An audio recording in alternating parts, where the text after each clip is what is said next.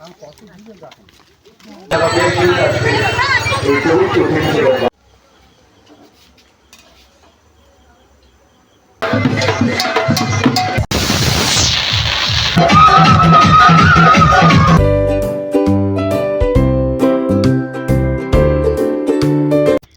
Friends, দেখতেই পাচ্ছ আজকে রেডি হয়ে বেরিয়ে পড়েছি। আজকে যাচ্ছি গঙ্গা স্নানে। বিয়ের পর এটা প্রথমবার, আগে কখনো আমি যাইনি গঙ্গা স্নানে।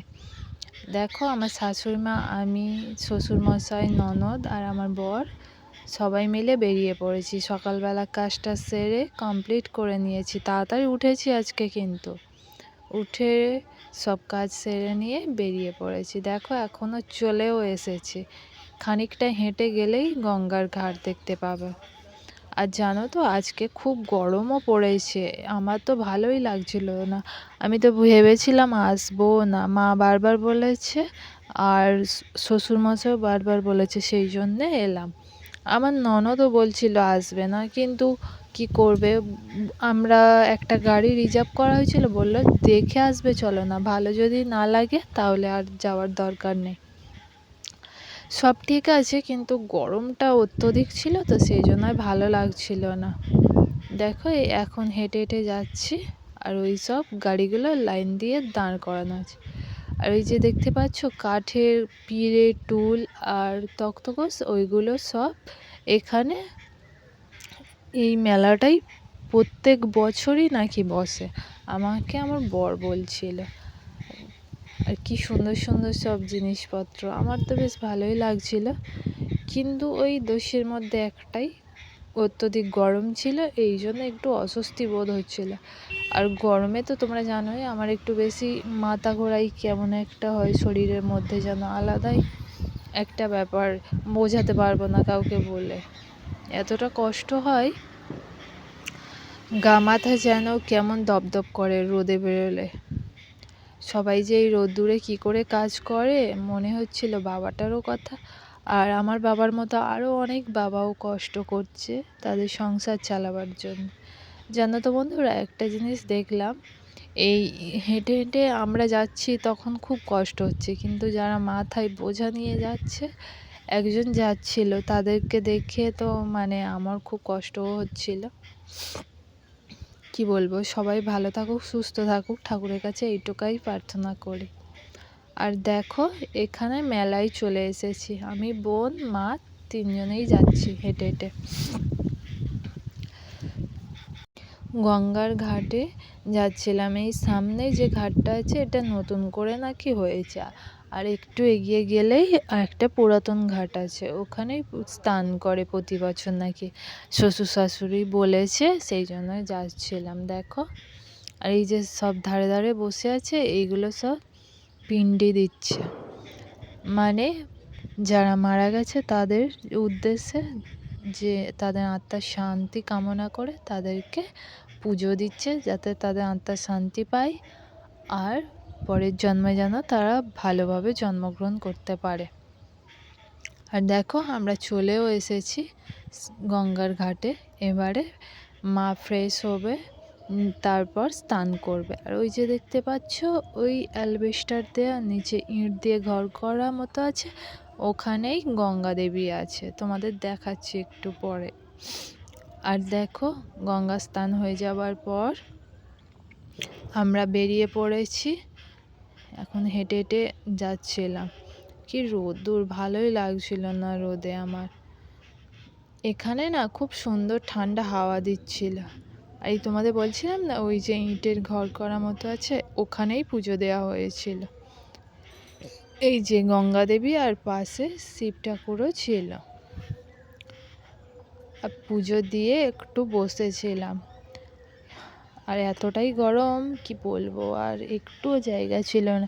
এখন না বন্ধুরা, আগে আগে তো অনেক গাছ ছিল, একটু ছাওয়া ছিল, তাও রাস্তা দিয়ে যাওয়ার সময় একটু ছাওয়া পেতাম। এখন গাছগুলোও নেই, প্রচণ্ড গরম, ভালোই লাগছে না। তারপর গাড়ি চলে এসেছিলো, গাড়ি করে বাড়ি চলে এসেছিলাম। বাড়ি এসে আমার ফোনে চার্জ ছিল না বলে আর কি খেয়েছিলাম তোমাদের সাথে দেখাতে পারিনি। আজকে রান্না হয়েছিল মাছের ঝোল, ঢ্যাঁড়স দিয়ে আর উচ্ছে আলু ভাজা, ভাত। তারপর খেয়ে দিয়ে ঘুমিয়ে নিয়েছিলাম। ঘুম থেকে উঠেছিলাম, দেখলে তো তোমরা, পাগলির মতো হয়ে আছি। তারপর জামা কাপড়গুলো পেরে নিয়েছিলাম, বিছানার ওপরে সব ঢিবি করা ছিল, যেন কেমন দেখতে একটা অস্বস্তি বোধ হচ্ছিলো, সেই জন্য গুছিয়ে নিচ্ছিলাম। আর ঘুম থেকে উঠেও যে শান্তি, তাও শান্তি নেই।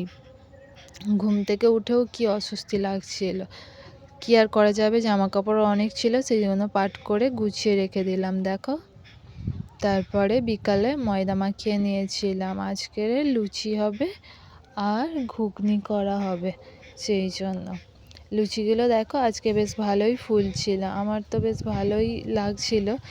যে কোনো জিনিস ভালো হলে তো ভালোই লাগে। তারপর লুচি হয়ে যাওয়ার পরে আমার বর আর বাবা পান গুছোচ্ছিল।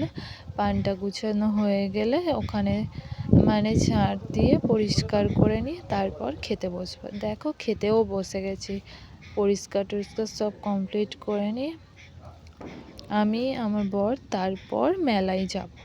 এই দেখো আমরা ঠাকুর আনতেও চলে এসেছি। এখানে ঠাকুরটা আগে বরণ করে তারপর গাড়িতে তোলা হবে। যেখানে কালী পুজো হয় না, ওখানে একটু দূরে গেলেই ঠাকুরটা মানে ওখানেই বানায়, ওখান থেকেই নিয়ে আসা হবে। এই যে দেখো, এই জেঠিমাটা কতক্ষণ থেকে বরণ করছে, কষ্ট যেন হয় না, ঘেমে স্নান হয়ে যাচ্ছিল। আর তারপরে এই বাজি পোড়াচ্ছিল, বাজি পোড়ানো দেখতে তো আমার খুব ভালো লাগে, কিন্তু ওই যে চকলেট বাজি বলে, ওটা পোড়ালে আমার খুব ভয় লাগে, যেন মনে হয় ঠিকরে এক্ষুনি আমার গায়ে পড়ে। চটপটিটাও বেশ ভালোই লাগছিল, আর চটপটিটা বেশ স্পিড হয়ে অনেকটা উঁচুতে উঠছিল, পুরো সেই ব্যাপার, আমার না হেভি লাগছিল দেখতে। দেখো কতটা উঁচুতে উঠেছে, কি দারুণ না? তোমাদের সাথে সমস্ত কিছুই শেয়ার করছি। দেখো এবারে ঠাকুরটা তুলে নিয়ে যাওয়া হবে, আর সঙ্গে নাচা গানাও হবে। দাঁড়াও দাঁড়াও, এক্ষুনি চলে যেও না কিন্তু, সবাই দেখতে হবে কিন্তু পুরো ভিডিওটা। দেখো এত লোক সব দাঁড়িয়ে আছে নাচার জন্য, এরকম নাচা স্টার্টও করে দিয়েছে। আর আমার ভিডিও যদি তোমাদের ভালো লাগে তাহলে কিন্তু সাবস্ক্রাইব করতে ভুলো না আমার চ্যানেলটিকে। আর আরও যদি ভালো লাগে তাহলে একটা কমেন্ট করে দিও, আর লাইক করে দিও, শেয়ার করে দিও। লাইক করলে আমার ভিডিও বানাতে খুব ভালো লাগে, তোমাদের তো অনেকবার বলেছি, তাও আজকে আবার বলে দিচ্ছি, নতুন বন্ধু যারা দেখছো তাদের উদ্দেশ্যেই এটা বললাম। তারপর স্কুল মাঠে দেখো বাজি পোড়ানো হচ্ছিল, আর জেঠুদের তো ভয়ই লাগছিল না, আগুনের নিচে যেন দাঁড়িয়ে নাচবে। সব মাল খেয়ে একদম পুরো টর হয়েছিল, এক্ষুনি কি হয় কি হয়, যাই হোক, যা যেটা ভালো লাগে, যে যেটাতে খুশি হয় আর কি। আনন্দটা তো সবার, যে যেরমভাবে আনন্দ করতে পারে, সবাই ভালো থাকলেই ভালো। মা কালী সবাইকে ভালো রাখুক, সবার মনস্কামনা পূরণ করুক। আর তোমরা কিন্তু আমার পাশে থেকো, তাহলে আমি অনেকটা এগিয়ে যেতে পারবো ইউটিউব জার্নিতে। আর তোমাদেরকে আমি আমার পরিবারের একজন বলে ভাবি বলেই অনেক কিছু শেয়ার করি, গল্প করি, ভালো লাগে আমার তোমাদের সাথে অনেক কিছু শেয়ার করতে, কথা বলতে। তোমাদের যা মনে হয় কমেন্ট করে জানিও কিন্তু, যদি কিছু ভুল হয় সেগুলোও কমেন্ট করে জানিও। সেই জন্য একটু ভুল হতেই পারে, তোমরা কমেন্ট করে জানিও, আমি চেষ্টা করব পরবর্তীকালে সেগুলো যাতে আর না হয়। আর তারপর দেখো সব দিদিরা বোনরা সব নাচতে শুরু করে দিয়েছে। নাচতে কার কার ভালো লাগে তোমরা কমেন্ট করে জানিও কিন্তু। আর অনেকটা রাত্রি হয়ে গিয়েছিল বলে কালকে আর ভিডিও দিতে পারিনি, আজকেই তোমাদের সাথে শেয়ার করছি। কালকে না একদম একে তো গরম, তার উপরে গঙ্গা স্নান থেকে এসে আর শরীরটাও ভালোও লাগছিল না, আর কালী পুজো ছিল একটু দেখছিলাম, আর এডিট করতে না মন চাইছিল না, সেই জন্য আর দিতে পারিনি, ভাবলাম যে কালকে দিয়ে দেব, ওই জন্যে আজকে পোস্ট করছি।